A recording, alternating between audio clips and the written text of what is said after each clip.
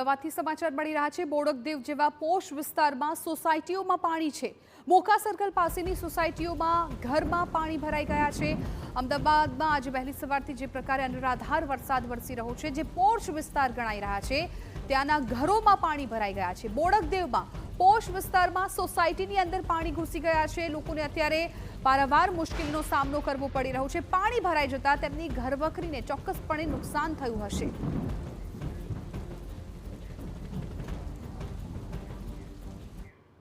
અમારા સંવાદદાતા હરીન માત્રવાડી અમારી સાથે લાઈવ જોડાઈ ગયા છે।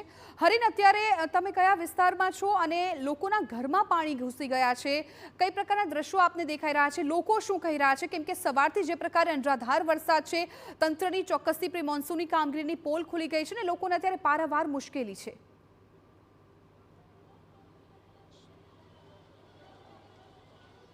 બિલકુલ, બોડકદેવ જેવા પોશ વિસ્તાર ને તેમાં મોકા સર્કલ છે, તેની આસપાસની આ સોસાયટી છે।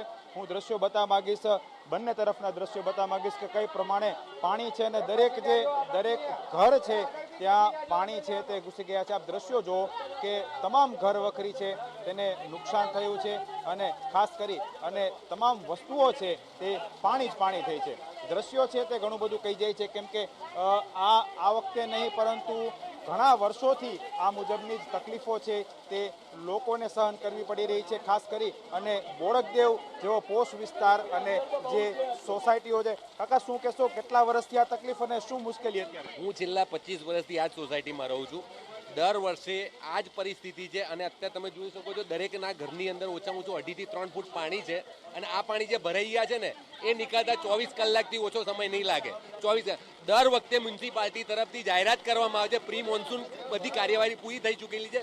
જો પ્રી મોન્સૂન કાર્યવાહી પતી ગઈ હોય, અહીંયા લાઈન નંખાયેલી છે પણ પાણી નીકળતું જ નથી, બરાબર, બિલકુલ પાણી। તમે અહીંથી સહેજ બહાર તમે એરિયામાં જાઓ, તમને ખ્યાલ આવી જશે કે કેટલા પાણી ભરાય। મારા ઘરની અંદર સોફા, બેડ, બધી જ વસ્તુ અંદર ઘરમાં તરી રહી છે। આ દરેક ઘરની પરિસ્થિતિ તમે હાલમાં જોઈ શકો છો, બહુ ખરાબ પરિસ્થિતિ। કેટલા સમયથી આ પરિસ્થિતિ, કેટલું નુકસાન? લાખો રૂપિયાનું નુકસાન છે આ સોસાયટીની અંદર। આજે સોસાયટીની અંદર 4 ફૂટ પાણી ભરેલું છે, બધાના ઘરની અંદર 2-2 ફૂટ પાણી ભરેલું છે। આજે બધાનો લાખો રૂપિયાનો સામાન બગડી ગયો છે। નથી છોકરાઓને ખાવા માટે ક્યાં રાખવું કે સુવા માટે શું કરવું, ઉપરના હેલ્પ લઈ અને બીજાના ઘરે જઈ અને છોકરાને મૂકી આવ્યા છે। નાના નાના છોકરાઓ છે, ઘેડા માણસો છે, એ જે ખાટલા ઉપર પડેલા છે, જેને પેરાલાઇઝ થયેલો છે, એવા વ્યક્તિઓને ઉપાડીને બીજા માળે ત્રીજા માળે બીજાની હેલ્પ લઈને લઈ ગયા છીએ ત્યાં કને। આજે અહીં કને ભાજપ સરકાર આ વિસ્તારમાં સંપૂર્ણ રીતે 100% ચૂંટાઈને આવે છે અને સારું એવું કામ કરે છે બધે, પણ અમારી સોસાયટીની અંદર હજી બિલકુલ કાંઈ કામ થતું નથી। વર્ષોથી આ સમસ્યા છે, વર્ષોથી આ સમસ્યા છે, હજુ સુધી આનો કોઈ નિકાલ આવ્યો નથી।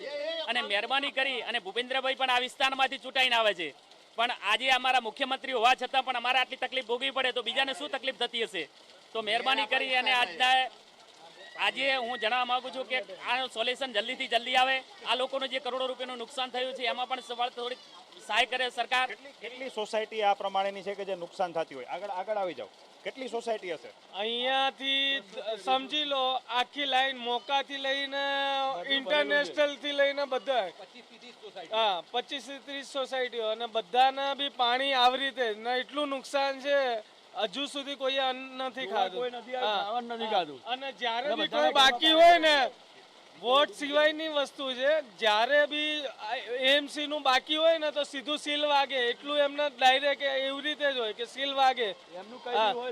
એ લોકોને એ નહીં, અત્યારે મચ્છર થાય છે, કેટલા ઘરો બંધ છે, કોઈ વસ્તુનું ધ્યાન આપતા નથી। સોસાયટી છે, કોઈ જોવાનું વોટ આપવા માટે બધા અમે મદદ કરીએ છીએ, વોટ આપીએ જ છીએ, પણ કોઈ ભાજપમાં જ વોટ આપીએ છીએ અને ભાજપના કાર્યકર્તા છીએ અને બધાને છૂટાઈને આગળ લાવીએ છીએ। બધી સોસાયટીમાં બધા જતા હશે। અમારા રામેશ્વરમાં વોટ માટેમાં આવે પણ રામેશ્વરમાં કોઈ કશું જોવા નથી આવતું। રામેશ્વરમાં કોઈ કશું જોવા નથી આવતું કે શું થાય છે શું નહીં।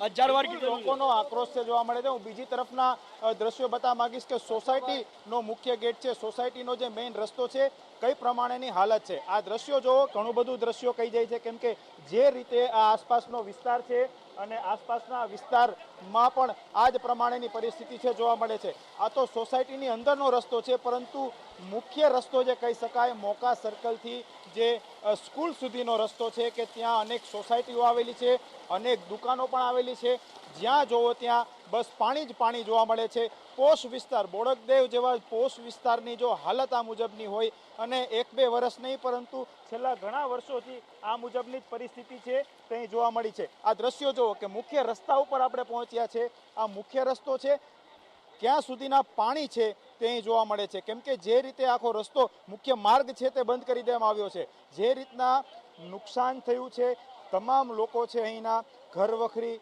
તણાઈ ગઈ છે અને પારાવાર મુશ્કેલીનો સામનો છે તે કરવો પડી રહ્યો છે. કેમ કે હજી તો 2 દિવસ રેડ એલર્ટ છે. 2 દિવસ જો એક દિવસમાં જ અડધા દિવસમાં જ આ મુશ્કેલી સર્જાતી હોય, આ પ્રમાણેની પરિસ્થિતિ સર્જાતી હોય તો અતિ ભારે વરસાદની આગાહી હજી 2 દિવસ છે. ત્યારે કઈ પ્રમાણેની પરિસ્થિતિ હશે, લોકોને કેટલું પરેશાન થવું પડશે. તમામ જે અહીં દુકાનો છે તેને પણ બંધ રાખવામાં આવી છે. મુખ્ય રસ્તાઓ પરના જે ઘર છે તેને પણ બંધ રાખવામાં આવ્યા છે. આ દ્રશ્યો જુઓ, દ્રશ્યો ઘણું બધું કહી જાય છે કે લોકોને કઈ પ્રમાણેની મુશ્કેલી પડી રહી છે. વાહનો છે તે અડધા સુધી પાણી જ પાણી જોવા મળે છે અને લોકોને ઘરની અંદરથી પાણી ઉલેચી બહાર લાવવું પડે છે. હજી જો આ જ પરિસ્થિતિ રહી, કોર્પોરેશન, લોકોનો આક્રોશ છે, ટેક્સ સમયસર ભરીએ છીએ, મત આપીએ છીએ, પરંતુ અમારા સુધી કોઈ અધિકારી કે નેતા મુશ્કેલી સમયે નથી પહોંચી રહ્યા. જી, આભાર સમગ્ર માહિતી બદલ. તો એ દ્રશ્યો જોયા, ત્યાંના જે સ્થાનિકો છે તેનામાં રોષ છે અને સૌથી દુઃખદ બાબત એ કહી શકાય તેમને બપોરનું જમવાનું પણ નસીબ નથી થયું. કેમ કે વહેલી સવારથી આ જ પ્રકારે અમદાવાદમાં વરસાદ અને અનેક ઘરોમાં વરસાદી પાણી ઘૂસી ગયા.